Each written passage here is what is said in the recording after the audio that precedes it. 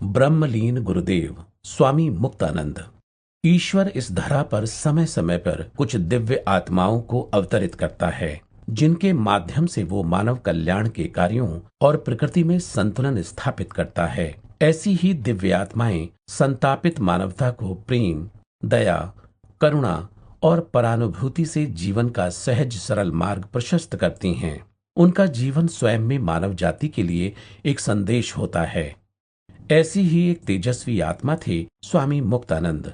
बीते कल के आलोक में आइए जानते हैं एक दिव्य जन्मा बालक से स्वामी मुक्तानंद बनने के सफर की एक अद्भुत कहानी। 30 दिसंबर 1959 को भगवान कृष्ण की पावन भूमि वृंदावन में एक तेजस्वी बालक ने जन्म लिया। इनकी माता का नाम श्रीमती सुभद्रा देवी था, जिन्हें अपने पिछले जन्मों से शाश्वत आयुर्वेद का सहज ज्ञान और गायत्री मंत्र की सिद्धि प्राप्त थी। इस बुद्धिमान अवतरित आत्मा को तमाम आध्यात्मिक संतों जैसे नीम करौली बाबा, वृंदावन के पागल बाबा और आनंदमयी माँ ने बचपन से ही पहचान लिया था और इन्होंने अपने शुरुआती वर्ष स्वामी प्रभुपाद के सानिध्य में बिताए। इस महान आत्मा में शुरुआत से ही एक अलग स्तर की चेतना मौजूद थी। इन्होंने 3 महीने की उम्र में साफ बोलना शुरू कर दिया था, जो समाज के लिए एक आश्चर्य था। यह देखकर गुरुजी की मां ने उन्हें बोलने से मना किया, तो उसका उन्होंने पालन किया। बाद में जब वे 3 वर्ष की उम्र तक नहीं बोले, तो मां के पूछने पर बताया कि उन्होंने ही बोलने के लिए मना किया था, इसलिए नहीं बोले। मां के कहने पर उन्होंने दोबारा बोलना शुरू किया। इस छोटी सी घटना से उनकी असाधारण चेतना, अनुशासन और आंतरिक बुद्धि का पता चलता है, जो एक बच्चे की समझ से कहीं ज्यादा थी। उनकी सहज बुद्धि जीवन के प्रारंभिक काल से ही विकसित और जागृत थी। 5 साल की अल्पायु में वे लोगों को औरा पढ़ाना, भविष्य बताना जैसे कार्य कर सकते थे, जो लोगों के लिए एक और आश्चर्य की बात थी। गुरुजी ने अपनी आध्यात्मिक यात्रा की शुरुआत मात्र 14 वर्ष की उम्र में अपने गुरु स्वामी अघोरानंद जी के साथ शुरू की थी और उनके साथ ऋषिकेश के जंगलों में तपस्यारत रहे। उनकी कठोर साधना और तप से प्रभावित होकर गुरु ने उन्हें मानव जाति की भलाई के लिए कार्य करने की राह दिखाई। भगवान कृष्ण की पावन धरा में जन्मे गुरुजी के जीवन का मकसद उनका धर्म और कर्म, एक सार्थक और उद्देश्यपूर्ण जीवन रहा है। एक ऐसा जीवन जो दूसरों के लिए पूर्ण रूप से हितकारी और मंगलकारी हो। वे माँ दुर्गा के उपासक और स्वयं माँ शक्ति की ऊर्जा का माध्यम थे।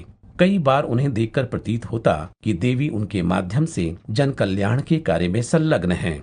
स्वामी मुक्तानंद जी ने पूर्व जन्मों का ज्ञान प्राप्त किया। गुरु से प्राप्त ज्ञान को और ऋषि मुनि परंपरा की विरासत को उन्होंने आगे बढ़ाया। उन्होंने मानव चक्र प्रणाली को ध्यान में रखकर समाज हित के लिए कार्य किया और शोध कर पता लगाया कि नाभि चक्र ही मानव शरीर और मन प्रणाली में सामंजस्य की कुंजी है। अपने स्वयं के शोध और आत्मज्ञान से उन्होंने नाभि चक्र को संतुलित करने की तमाम तकनीकें विकसित की और बताया, सबसे पहले जब शिशु गर्भस्थ होता है तो सबसे पहले नाभि चक्र बनता है जी, और उसके बाद पूरा शरीर बनता है जी। हाँ। तो आप इसको ये कह सकते हैं कि ये नाभि चक्र ही हमारे पूरे शरीर का केंद्र है।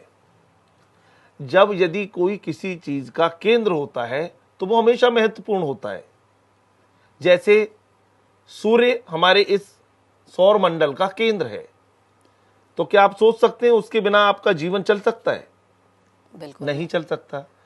तो नाभि चक्र को एक सूर्य चक्र भी नाम दिया गया है, सोलर प्लेक्सस भी बोला जाता है इसको।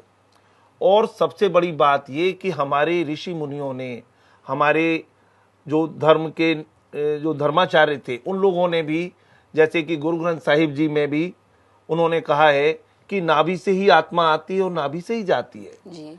पंजाबी में एक शब्द और है, धरन।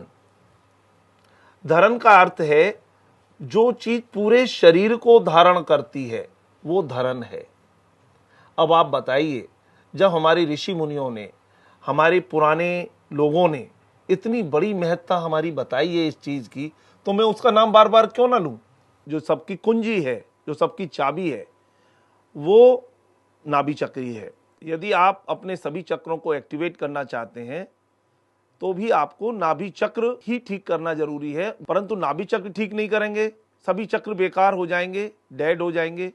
हर चक्र से कोई ना कोई अंग जुड़ा हुआ है। हर चक्र से हर बीमारी अलग अलग तरीके की उनसे जुड़ी हुई है। किसी से इम्पोर्टेंसी है तो किसी से हाइपरटेंशन है। तो जब तक ये नाभि चक्र ठीक नहीं होगा तब तक आप सभी चक्रों से अपना जो भी काम लेना चाहते हैं, चाहे वो आध्यात्मिक हो चाहे फिजिकल हो, उसको ठीक नहीं कर सकते जब तक कि नाभि चक्र ठीक नहीं। जैसे सूर्य सौर मंडल का केंद्र है, वैसे ही नाभि मानव शरीर का केंद्र बिंदु है। सब कुछ सूर्य की उपस्थिति के चारों ओर घूमता है। जैसे सूर्य शासन करता है, वैसे ही नाभि भी सभी चक्रों पर शासन करती है। इस चक्र का संतुलन और सामंजस्य ही उनकी शिक्षाओं और जन सेवा का संदेश था, जिसके लिए उन्होंने नाभि से समाधि नाम की एक पुस्तक की रचना भी की। स्वामी मुक्तानंद जी ने नाभि चक्र को संतुलित करने के लिए अलग अलग आयुर्वेदिक रचनाएं निर्मित की, जो दुनिया में अपनी तरह की एकमात्र हैं।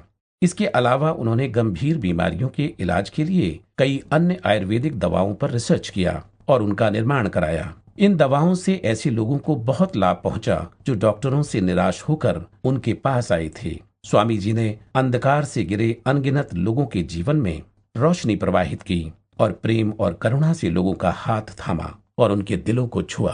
कोविड के दौरान उन्होंने अपनी दवाओं और ऑरा हीलिंग से जनमानस की बहुत सेवा की।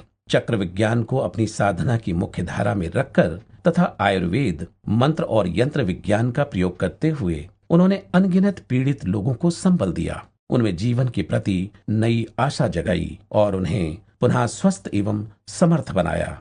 प्यार से गुरुजी पुकारे जाने वाले स्वामी मुक्तानंद अपने मन के स्वामी थे।